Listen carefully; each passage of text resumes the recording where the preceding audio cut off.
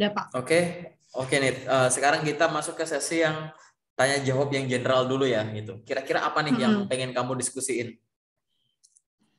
Sebenarnya ini sih Pak, terkait aku ini mau kemana gitu loh. Aku tuh bingung banget untuk gimana caranya aku apa ya, merepresentasikan diri aku tuh di mana. Apakah misalkan aku di bagian pelayanan, customer service pernah, kemudian di bagian HRD, terus ada di translator Arabic juga. Jadi di antara ketiga ini mana sih yang mau aku tonjolkan sehingga ketika aku misalnya posting di LinkedIn, nanti rekruternya tuh nggak bingung juga gitu loh. Ini sebenarnya anaknya ada di mana nih passionnya gitu loh. Atau enggak dia mau terjun ke bidang apa dulu nih gitu. Jadi itu sih Pak yang aku tuh bingung. Jadi aku harus focusingnya kemana nih? Apakah ke bagian pelayanan, ataukah ke bagian administrasi, atau bagian HRD? Itu sih Pak, itu yang paling utamanya banget nih untuk aku gali nih. Biasanya kalau misalnya di antara ketiganya, oh aku milih customer service nih bagian pelayanan. Oh ya udah dari situ bagaimana caranya? Ya udah kamu focusing, maksudnya lebih banyak focusing gali di bagian customer service. Atau apakah yang lainnya juga tetap atau cuma salah satu aja? Jadi aku sebenarnya agak bingung Pak. Oke, jadi kayak gini ya, kamu tuh bingung untuk membuat tangga karirmu sendiri gitu. Nah, aku tuh di sini cuma lebih ke coaching, aku bukan sebagai pengarah, tapi aku lebih kayak ngajarin kamu ngambil keputusan saja gitu ya. Oke. Jadi kayak gitu. Jadi ibaratnya gini loh, masing-masing orang itu pasti punya background, educational background paling simple. Tapi masing-masing orang juga pasti punya impian. Awal mula ngapain kamu sekolah ngambil jurusan itu? Ngapain kamu daftar di situ gitu. Dan aku yakin itu bukan suatu keisengan karena udah dilakukan dalam waktu sekian lama dan ada gajinya dan ada ilmu yang melekat di kamu. Nah, akhirnya kamu banyak kemampuan. Nah, mungkin kamu tadi bingung. Cuman kalau aku secara general jawabnya gini. Kamu itu punya banyak perkakas. Kamu punya gergaji, kamu punya gunting, kamu punya palu, kamu punya pisau. Pertanyaanmu ke aku barusan itu tuh seolah-olah gini, Pak, kapan ya saya pakai palu gitu? Ya aku ibaratnya kayak ya kapanpun kamu butuh memperlakukan sesuatu dengan cara dipukul, keluarin palu.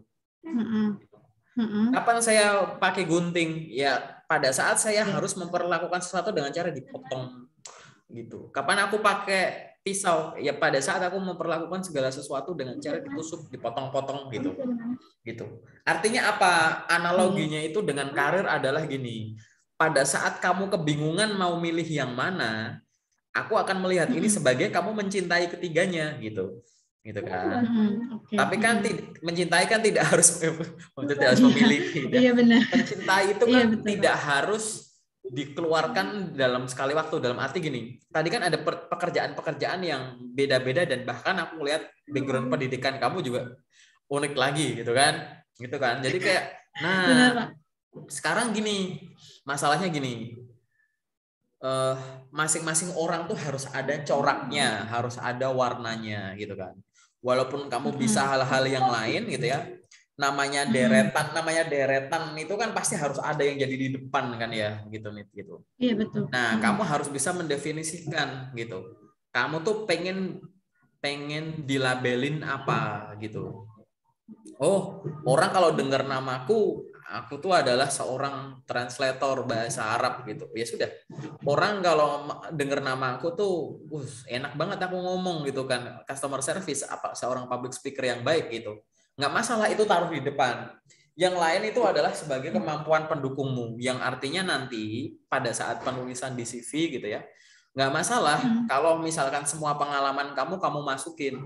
Kalau kamu melihat hanya berdasarkan job deskripsi gitu, ya gitu ya, itu seolah-olah loncat-loncat gitu. Tapi akan ada ilmu yang secara garis besar itu sama. Waktu kamu kerja dari ini juga dapat ilmu ini, kerja di sini aku dapat ilmu ini, kerja di sini aku juga punya ilmu ini. Nah inilah yang nanti akhirnya yang membedain. Ada orang yang sifatnya tuh udah langsung spesialis, kamu masih generalis, kamu masih bisa banyak hal. Nanti akan ada waktu di mana kamu harus fokus pada salah satu hal. mungkin sekarang bukan waktunya karena kamu masih bingung. Bingung tuh artinya ketiganya tuh bobotnya tuh hampir sama. Sampai kalau aku nanya berat yang mana di antara ketiganya, kamu masih bingung. Nah, ini balik lagi. Coba kamu bayangin satu-satu. Satu-satu tuh gini. Aku punya pengalaman A, B, C. Anggap aja, bayangin A, B sama C dihilangin. Dibayangin. Kalau kamu punya kemampuan A, gitu ya, seberapa jauh kamu bisa melihat masa depan, gitu. Aku bakal kerja nyari yang seperti ini. Alasannya aku milih ini adalah pertama sekarang lokernya gampang. Aku punya kemampuan kayak gini, aku pede. Nanti 1 tahun lagi aku bisa begini, 2 tahun lagi, 5 tahun lagi, 50 tahun lagi begini gitu. Lihat gitu. Dan setelah bayangin bisa seberapa jauh ke depan, kamu lihat sambil dibandingin kelemahan kamu gitu. Misalkan, apakah aku masih bisa melakukan ini waktu aku sudah berkeluarga? Kamu udah berkeluarga belum misalkan gitu ya? Gitu. Apakah aku bisa melakukan ini pada saat aku udah punya anak 1? Apakah aku masih bisa melakukan ini sambil di rumah? Apakah pada saat aku sudah tidak bisa melakukan ini, ilmunya masih aku bisa pakai dari rumah gitu. Itulah namanya skenario itu kayak begitu. Individu-individu gitu. Dibayangin satu-satu hal gitu. Dan aku anggap kamu ketiganya ini udah menyintai ketiganya, jadi udah aku nggak ngomong ini kamu cintai nggak, pasti kamu cintai sampai besok-besok. Kalau masih bingung juga belum terjawab dari kedua hal ini, ketiga adalah bayangin momen paling menyebalkan dari si A ini. Oh, aku harus ngelakuin A pada saat aku capek, aku ngelakuin A pada saat nggak punya duit, aku ngelakuin A pada saat aku nggak ada yang support ini itu, aku harus ngelakuin A padahal di rumah aku harus ngurusin ini gitu. Bayangin momen-momen kayak gitu. Nah, dengan menanyakan hal seperti ini harusnya sudah tergambar condongnya kemana. Hal ini hanya untuk digunakan untuk menentukan mana yang ada di depan, mana yang ditaruh di belakang gitu. Jadi nanti menceritakannya adalah saya punya pengalaman di bidang, saya memiliki pengalaman kerja selama sekian tahun, di mana sekian tahun sebagai ini, sekian tahun sebagai ini, sekian tahun sebagai ini. Berarti kan saya memahami terkait sektor ini. Saya memiliki keterampilan yang berhubungan dengan teknisnya ini apa, teknisnya ini apa, teknisnya ini apa, kan kayak begitu. Gitu kan? Tapi akhirnya dalam tanda kutip pada saat kamu udah tahu mana yang ditonjolin di depan, CV-mu itu warnanya itu adalah warna bidang ini, bidang A, yang B sama C itu kayak nggak terlalu ditonjolin gitu. CV itu punya warna gitu ya, gitu. Itu yang harus kamu lakuin gitu. Jadi karena kamu akan ngincer ke sana. Kalau ada kerjaan juga kamu akan lebih ke sana walaupun nggak nutup ke yang lain gitu. Tapi apakah dengan seperti itu aku harus ngerubah CV-ku atau CV-ku harus jadi 3 versi? Yang A di depan, B, C di belakang. Yang satunya B di depan, A sama C belakang. Enggak, satu CV aja nggak masalah gitu. Tapi kamu harus menonjolkan mana yang lebih condong daripada yang lain. Toh juga enggak apa-apa dalam arti begini. Kamu pernah jualan baju, besoknya kamu pindah kerja jualan apa di sini ya? Hand sanitizer, terus besoknya lagi jualan kursi gitu. Kok beda-beda yang kamu jual gitu? Kamu sebenarnya tuh pengen jadi pedagang apa? Loh bukan. Passion saya itu jualan. Berikan saya kesempatan, mana barangnya, jelasin saya jualin gitu. Seolah-olah tuh kamu nantang begitu gitu. Tadi juga banyak hal yang sifatnya itu bisa sama. Customer service ngomong, guru ngomong. Gitu. Customer service ke customer. Namanya customer tuh luas, bisa muda, bisa tua, bisa cowok, bisa cewek gitu. Tapi kalau guru bahasa Arab gitu, kira-kira berapa banyak customermu yang bisa bahasa Arab gitu atau yang minat untuk belajar bahasa Arab gitu. Kan lebih luas customer service kan gitu. Nggak harus orang yang bisa atau pengen bahasa Arab gitu.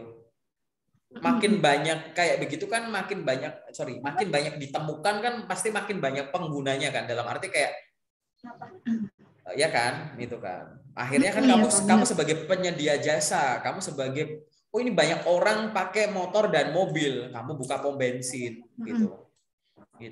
Ya memang ada yang namanya aftur, bahan bakar pesawat. Pengguna pesawat itu berapa sih gitu loh. Padahal aku suka jualan bensin, aku suka jualan aftur. Cuman pengguna aftur itu cuma sedikit. Pengguna bensin banyak.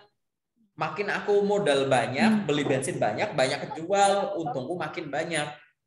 Gitu. Tinggal kamu bayangin ke depan, jualan bensin caranya gimana ya? Buka pom bensin, aduh modalku kurang, bensin eceran. Gitu kan, misalkan kayak gitu. Itu. Tapi modalku membaik, aku beli pom mini, habis itu aku kemitraan pom bensin, gitu-gitulah gitu. Bayangin itu ke depan. Gitu. Tapi aku nggak cuma pengen bisa jualan bensin, aku bisa jualan kursi yang lain-lain, ya nggak masalah. Bikin minimarket di dalam pom bensinnya. Nanti kan ada produk makanan itu jualan juga gitu. Dan itu kombinasi gitu tuh bisa sambil kayak gitu. Jadi jadi pada saat semudah mungkin gitu ya, semudah mungkin fokus sama hal yang memahalkan dirimu, yang satu bisa kamu lihat proyeksikan ke masa depan dalam waktu jauh, yang akan tetap kamu lakukan di saat bahagia maupun di saat sedih, di saat ada tekanan atau enggak, yang kamu cintai. Makanya disebut passion. Gitu. Aku ngomong ini karena ya kamu udah punya passion, kecintaan di ketiganya gitu. Segala sesuatu itu butuh passion gitu, butuh cinta. Tapi nggak harus sejak awal kamu harus menyukai kok. Mungkin karena tuntutan ekonomi, tuntutan keluarga, tuntutan yang lain, kamu ngelakuin itu. Tapi lama-kelamaan rasa cinta itu akan muncul pada saat kamu berusaha fokus ngelakuin dengan baik fungsimu gitu. Gitu. Jadi nggak masalah. Ini aku nggak suka Kak kerjaannya, tapi gajinya 2 kali lipat daripada ngerjain passionmu. Kamu ngerjain sesuai passion, gajimu UMR, ya kan?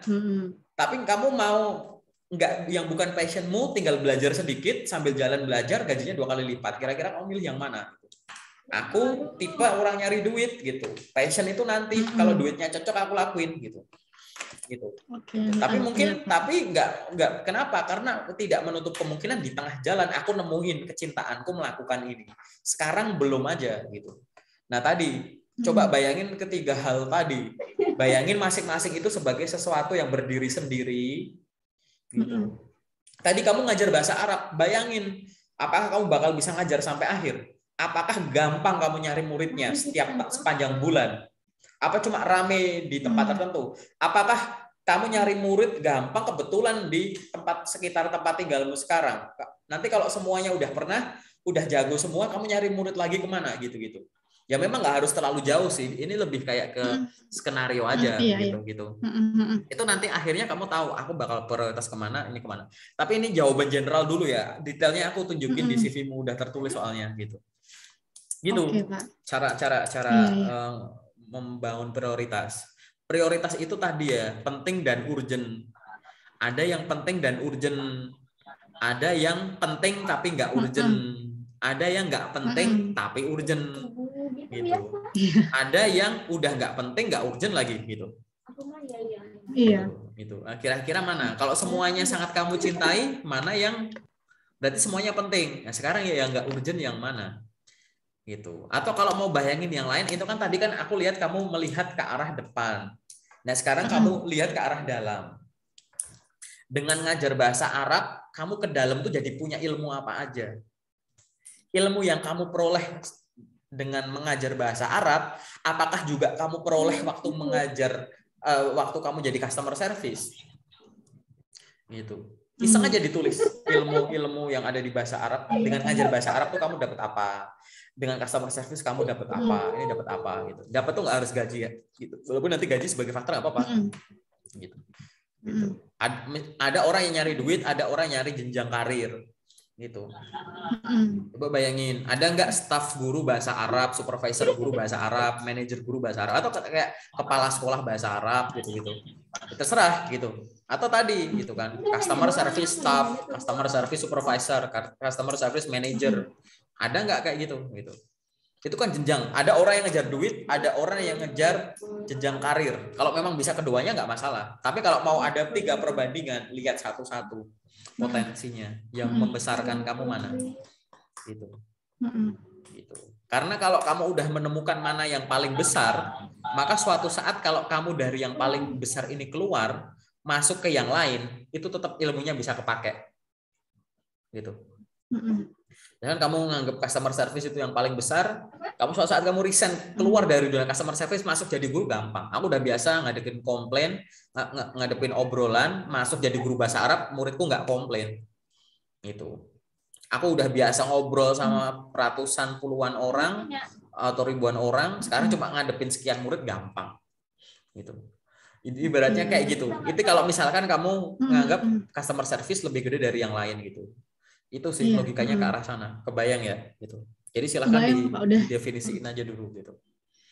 Gitu. Apalagi nih yang mau didiskusiin. Dan yang aku omongin belum tentu bener loh ya. Kamu boleh tanya, konsultasi sama yang lain juga gitu. Tapi cara aku misahin sesuatu yang bobotnya kayak nggak jelas gitu tadi gitu. Karena pertanyaan kamu kalau aku langsung jawab aku bingung. Makanya aku konversi ke perkakas dulu. Kapan Pak aku punya palu, gunting sama ballpoint. Kapan ya Pak aku pakai ballpoint? Ya Pak pada saat kau pengen nulis gitu. Lebih penting mana? Ya tergantung. Kamu lebih sering nulis apa kamu lebih sering bertemu kertas apa lebih sering ketemu rumput? Kalau rumput pakai gunting berarti. Kamu lebih sering ketemu kertas pakai ballpoint gitu. Pakai pulpen. Oke. Apalagi nih yang ingin diskusiin? Lumayan sih Pak. Oke. Lumayan. Apa tuh lumayan? Aku juga bingung. Lumayan ini Pak, lumayan mencerahkan juga. Jadi selagi Bapak tadi bicara, jadi oh iya benar juga ya. Mungkin sama-sama aku suka juga ternyata semuanya gitu. Cuma tinggal mau pakai yang mana dulu nih gitu untuk dalam jangka waktu yang lebih panjang. Gitu. Kemampuan bahasa, kemampuan komunikasi, kemampuan IT itu kan kemampuan jualan, itu kan ilmu yang bisa dipakai dimanapun, gitu. Kau bisa bahasa asing, di bidang apapun bisa. Kamu bisa jualan nih, semua perusahaan kan jualan gitu, itu bagus gitu. Kamu bisa komunikasi baik, semua perusahaan seneng kalau bisa komunikator baik, bangun network baik, manage komunitas baik gitu. Tinggal tadi ada hal yang bisa ada di semua dari 3 tadi gitu. Nah, sekarang tinggal kamu mau pakai yang mana, ke depan kira-kira inginnya gimana gitu. Yang lakuin kan kamu, bukan aku kayak. Oke nih, sekarang kamu masuk customer service aja kan nggak gitu. Udah kamu bahasa Arab aja gitu. Nggak gitu. Yang punya plan kan kamu gitu. Gitu ya. Aku hanya membantu untuk mengambil keputusan aja gitu. Biar tegas. Kalau pengambilan keputusan tegas, pergerakannya nanti jelas. Kalau pergerakannya jelas, kalau di tengah jalan ada salah, ngoreksinya gampang. Bahkan yang orang lain bisa bantu ngoreksi. Tapi kalau pergerakan kamu nggak jelas, salahnya di mana nanti nggak kelihatan gitu. Jadi kayak kok gini ya, salahku di mana ya nanti gitu. Tapi kalau pergerakanmu jelas, kamu lihat sendiri, evaluasi sendiri bisa. Atau kalau kamu sharing sama orang, dia dengerin, pergerakan kamu jelas kayak oh iya ininya kamu gini sih, harusnya ini dulu gitu. Intinya bikin planning yang jelas, nanti pergerakanmu jelas. Kalau ada kekurangan kesalahan gampang dikoreksi, itu aja. Oke Pak. Kalau misalnya untuk jenjang karir nih Pak, biasanya kan kalau misalnya untuk fresh graduate itu pasti ada banyak pertimbangan juga ya untuk para rekruter. Nih kadang pernah aku pas itu Pak udah dapat mau hampir user kan, udah sampai tahap user, tapi tiba-tiba yang mereka bilang job desk-nya itu bahwa itu sebagai customer service, terus melayani dan lain-lain sebagainya, tapi tiba-tiba pas udah sampai user itu mereka ternyata sudah masalah job deskripsinya itu berbeda lagi Pak. Tiba-tiba itu ternyata lebih ke penjualannya. Jadi yang kata mereka yang lebih ditekankan itu adalah penjualan, bukan bagian pelayanannya, bla bla bla bla. Nah di situ saya bingung banget Pak. Waduh ini udah mau sampai offering, tapi ternyata ada kebingungan di situ dan aku tanya juga untuk target dan lain-lain sebagainya gitu kan. Terus emang mereka tiba-tiba bilang itu lapangan semua gitu. Padahal pas sama HRD itu nggak ada ngomong lapangan gitu kan, sebelumnya aku tanya dan lain sebagainya, tapi ternyata pas udah sampai user ini semua lapangan Mbak, jadi bisa entah di mall dan lain sebagainya. Nah dari situ mungkin aku ngerasa apakah bisa atau tidak, dan banyak raguan ya Pak, soalnya kan ketika di HRD beda dan ketika di user juga beda gitu. Nah akhirnya sampai pada keputusan aku nggak ngambil Pak, karena itu benar-benar aku ngerasa kalau misalnya aku ngambil ini kayaknya banyak banget yang aku bakal merugikan pihak perusahaannya nih, karena aku bakal merasa aku nggak akan betah di situ Dan yang bikin aku jadi nggak ngambil itu adalah penahanan ijazah. Jadi harus ada penahanan ijazah. Jadi hal itulah yang membuat aku, oh kayaknya aku nggak deh kalau misalnya untuk penahanan ijazah, karena takutnya tiba-tiba dalam jangka 1 bulan kita nggak tahu, aku merasa diri aku nggak sanggup, malah aku resign gitu. Jadi aku memilih untuk tidak merugikan perusahaan itu juga gitu. Oke, jadi terkait dengan perusahaan ini nanti detailnya di sesi detail ya kita bahas ya gitu. Cuman aku pengen bilang kayak begini, satu, masing-masing dari kita jangan lupa untuk membaca lowongan pekerjaan secara detail, dan aku anggap kamu sudah melakukan itu. Yang kedua, selain baca loker, kamu baca tuh terkait perusahaannya gitu. Jangan pernah klik perusahaan dulu sebelum cari tahu perusahaannya itu perusahaan apa, bisnisnya gimana, reputasinya gimana gitu. Terus testimoni karyawannya kalau kamu bisa dapat gitu. Ini lebih dari sekedar ini nyari loker ini asli apa palsu gitu. Cuman ini bisa sambil kamu ngelihat bahwa kira-kira gimana budayanya, sesuai nggak dengan aku, gimana kerjaannya gitu. Nah, pada saat tadi yang kamu lakukan gitu ya, kamu udah maju, HR nggak nyebut soal penjualan sama sekali gitu ya. Aku anggap itu benar karena kamu ngalamin gitu. Dia cuma ngomong melayani gitu, tapi begitu ketemu user seperti itu gitu, kamu berhak ngubungin langsung HR-nya. Ngomong, Bu, gitu. Ibu sama sekali tidak menjelaskan terkait dengan penjualan. Kok di sini bapaknya itu ibaratnya ngubunginya seperti itu, gitu kan? Nah, gitu. Boleh kamu ngubungin dulu nggak apa-apa. Ini gini, sebenarnya ngubungin ini tuh nggak terlalu berguna sih buat kamu. Tapi maksudku karena kamu belum pernah ngelakuin ini biar ada feel-nya gitu ya, gitu. Gitu. Jadi ini sebenarnya pelayanan biasa atau memang ada penjualan? Karena beliau bilang mayoritas ada penjualan, gitu. Dan di sini tanpa perlu aku tahu perusahaannya, kalau ada hal yang ditutup-tutupi di awal, gitu, dengan bahasa-bahasa yang multitafsir, aku anggap ini multitafsir ya, bukan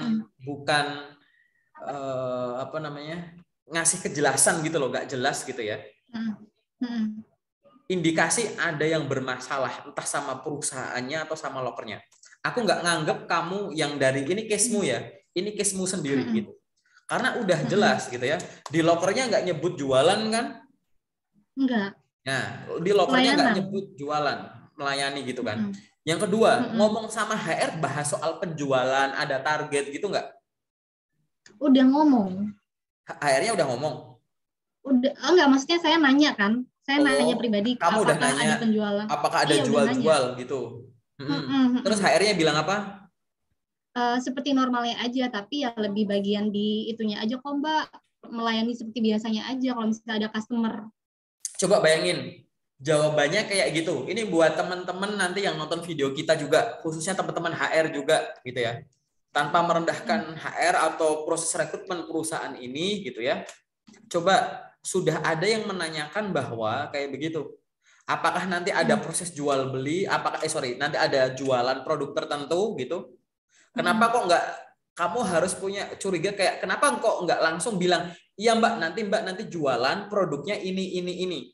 Nanti kamu paham kalau nanti kamu pernah rekrutmen di suatu bank, lembaga keuangan atau produk yang lain, nggak harus keuangan gitu ya. Pasti orangnya tuh jelas kalau ditanya. Apalagi kan pertanyaan kamu kayak tadi ya, itu pertanyaan jelas kan. Apakah ini ada jualannya gitu ya? Atau apakah ini jualan atau enggak gitu ya? Gitu. Betul. Kan nggak make sense. Seorang HR masa jawabnya kayak biasa aja. Ya kayak biasa aja. Itu kan nggak nyambung kan sebenarnya. Harusnya adalah iya atau tidak. Gitu kan? Ya nggak? Iya, ini ada jualannya. Namun gitu ya, ini lebih ke gini-gininya gitu.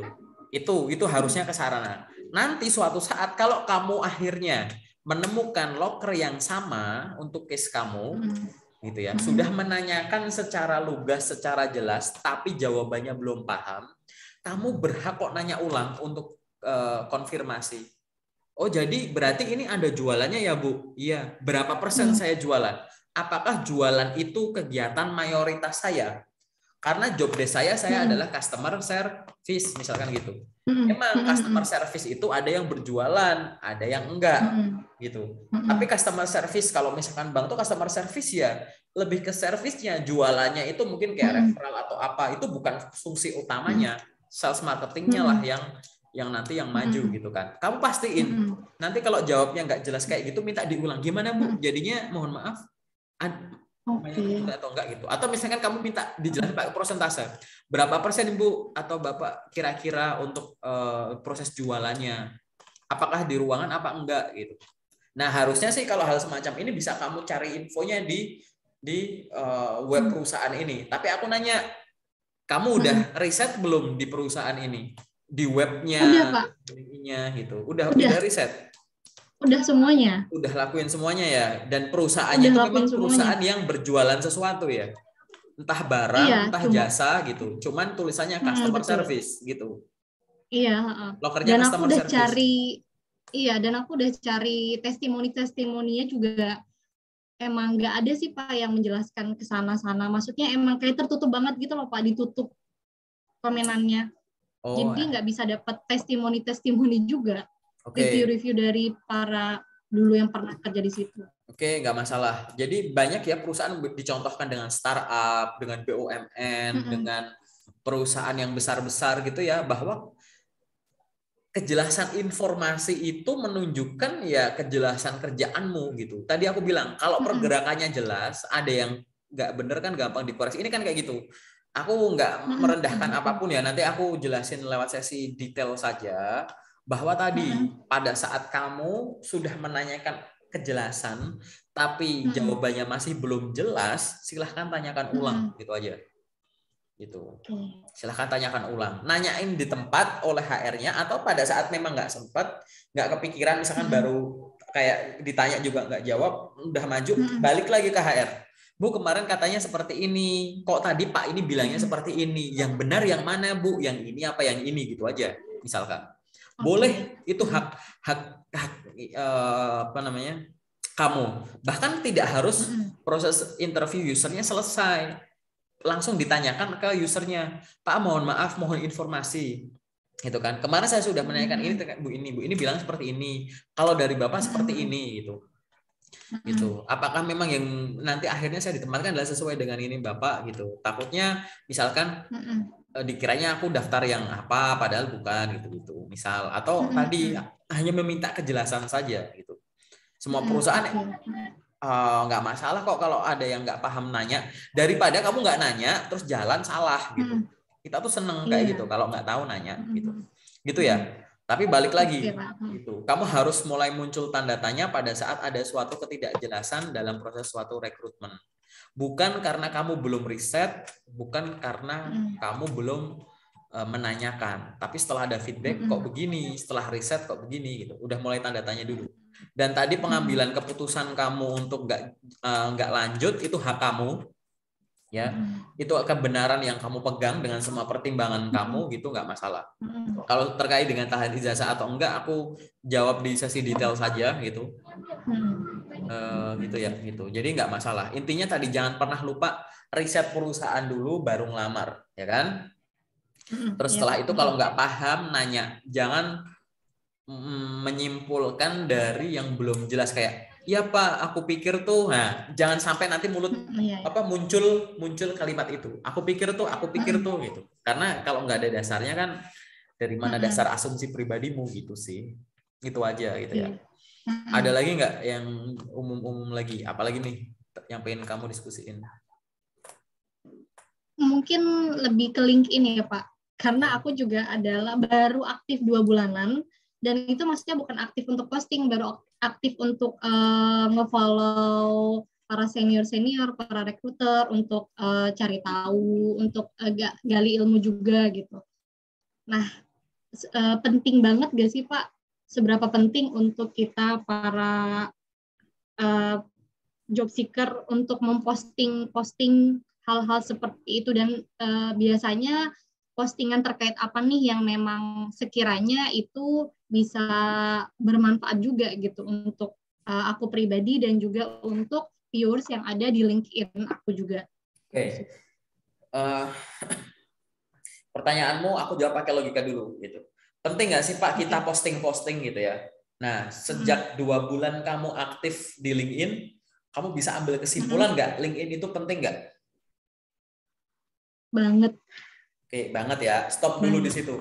Stop dulu di situ. Aku punya handphone. Kamu punya handphone nggak? Handphonemu penting nggak? Punya, Pak. Handphonemu penting nggak? Penting banget. Penting. Kira-kira HP itu yang penting itu kameranya, memorinya, apa baterainya, apa layarnya? Baterai salah satunya, memori juga. Ada baterai nggak ada Baterai memori, memori 0 bisa nggak? Nggak bisa. Ya. Itu. Atau semua, tapi nggak usah ada kamera. Touchscreen tanpa kamera, mau nggak? Touchscreen nggak apa-apa sih pas lagi itu bisa diketik. Padahal tadi ya, kamu pakai LinkedIn ada tujuan kan, gitu. Nah, tujuan itu kan harus tercapai. Nah, kalau nggak ada kamera, apakah tujuanmu semua juga akan tercapai gitu? Atau aku pentingnya cuma layarnya doang? Ya udah ada layar nggak ada baterai gitu. LinkedIn itu satu kesatuan gitu loh maksudku. Jadi kalau LinkedIn itu penting nggak sih posting? Penting. Karena kamu di awal udah bilang penting nggak banget gitu. Pada saat LinkedIn itu penting, yang penting itu bukan cuma punya akun, tapi keseluruhan aktivitas di LinkedIn. Biar tujuan kamu tercapai. Kamu mau video call sama aku ya speakernya harus bagus, mikrofonnya bagus, koneksinya bagus, baterainya bagus, layarnya bagus gitu. Satu kesatuan agar proses tanya jawab selesai. Misalkan kita video call-nya pakai HP. Begitupun LinkedIn. Kalau kamu ngerasa penting, semua aktivitasnya dilakuin. Apa itu? Kelengkapan informasi yang kita masukin di LinkedIn. Setelah itu apa? Aktivitas. Aktivitas macam-macam. Follow, add friend, posting, comment, like, share. Gitu-gitu. Gitu. Kalau HP penting, HP kamu pakai tiap hari nggak? Iya, setiap hari. LinkedIn juga kayak gitu, pakai tiap hari. Gitu. Gitu, maksudku kayak gitu, paham ya? Gitu. Nah, kira-kira postingan seperti apa yang penting dilakuin sama aku di LinkedIn gitu. Ya aku balik lagi kayak ke HP. Gitu. Kira-kira aku ngechat temen yang kayak gimana? Yang ini, ya yang kamu ada keperluan gitu. Tapi bagusnya yang apa? Ya yang kan kalau kamu ngobrol sama orang, komunikasi sama orang, yang pengen kamu obrolin kan kamu kuasain kan, ya nggak sih? Iya betul Pak. Bukan yang nggak kamu kuasain kan? Aku mau bikin janji sama temen malam tahun baru bakar jagung gitu. Kan di otak kamu ini menguasai materi, punya rencana bakar jagung, beli jagungnya di mana, nanti lokasinya kira-kira bakal di mana, siapa aja aku undang. Otak kita kan menguasai materi, ide kita salurkan lewat ngetik, mau nggak bakar jagung gitu. Teman nyaut di mana, kamu jawab. Seperti itulah LinkedIn. Posting yang kamu kuasai dulu saja gitu. Tadi bidang kamu katanya ABC. Masa yang di ini 0? Ingat ya, kamu suka 3 bidang, keahlianmu di 3 bidang. Tapi kalau di aktivitas LinkedIn tidak kamu lakukan gitu ya, ya gimana orang tahu tanpa melihat CV-mu ya, kalau kamu punya kelebihan di 3 bidang itu. Cuma sekedar informasi pribadimu ditaruh, that's it, udah gitu. Ya apa yang terjadi? Jadi semua aktivitas dilakuin. Pagi hari baru buka, ada minta ucapan, ada yang ultah nih ucapin. Terus ngapain ya? Add friend dulu banyak. Terus connect. Habis itu follow. Di timeline muncul banyak locker, di save. Nanti di apply. Ada yang bikin kata-kata motivasi di komen apa gitu. Ada yang tanya jawab. Ada yang bikin polling, ikut ngevote gitu. Dan itu dilakuin tiap hari gitu. Lama-lama gimana? Lama-lama ya akunmu kayak akunku. Kamu nggak perlu ada di grup locker gitu. Aku ngelakuin semua itu semua dilakuin gitu. Aku ngelakuin semua aktivitas itu. Bahkan pada saat aku udah punya kerja. Aku udah kerja, aku nggak butuh locker, aku tetap posting, tetap bikin koneksi gitu. LinkedIn itu harus dibangun bahkan sebelum kamu butuh kerjaan. LinkedIn itu bukan portal kerja yang kamu datengin waktu butuh locker, pergi waktu kamu nggak butuh, gitu. Karena nanti itu nggak maksimal hasilnya. Tapi tetap kok Kak ada yang dapat kerja memang. Tapi apakah kamu udah nemuin orang yang kebingungan mau nerima panggilan kerja yang mana hanya karena aktif di LinkedIn? Ya aku ada panggilan ini, besok ada tes ini.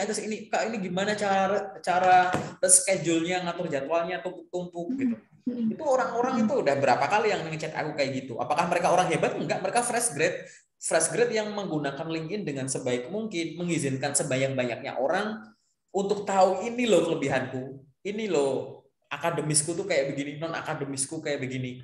Menarik kan gitu. Ayo izinin aku buat kerja dong gitu. Seolah-olah tuh kamu bilang gitu. Gitu. Itu yang harus kamu lakuin gitu. Jadi butuh posting apa? Posting yang kamu kuasai karena itu yang paling gampang. Itu. Tapi nggak ada yang lihat, nggak ada yang komen, bodo amat gitu. Posting aja dulu, belajar dulu di Google. Gimana sih bikin konten di LinkedIn, postingan apa aja, gimana caranya pakai hashtag apa gitu. Konsisten gitu. Mungkin nanti 1 orang nge-like, 2 orang ngeliat, 3 orang terus sibuk sendiri aja kayak tempat curhat. Tapi ya bukan untuk curhat ya, hal-hal yang sifatnya profesional gitu, jangan yang sifatnya pribadi gitu. Itu yang harus kamu lakuin gitu. Jadi ya harus buruan posting gitu. Kamu baru 2 bulan. Aku punya LinkedIn waktu aku jadi mahasiswa baru 2010. Cuman memang temanku nggak banyak karena awal-awal pertemanan aku memang nyari ekspatriat ya, orang-orang luar ya gitu. Karena memang aku gunain untuk bangun relasi, belajar bahasa Inggris gitu. Makanya aku connect-nya sama orang luar gitu. Tapi 2000 berapa ya? 2015, 16 orang Indonesia pada masuk tuh gitu. Jadi rame deh sekarang orang Indonesianya deh. Iya Pak, betul. Gitu. Apalagi nih yang pengen kamu diskusiin?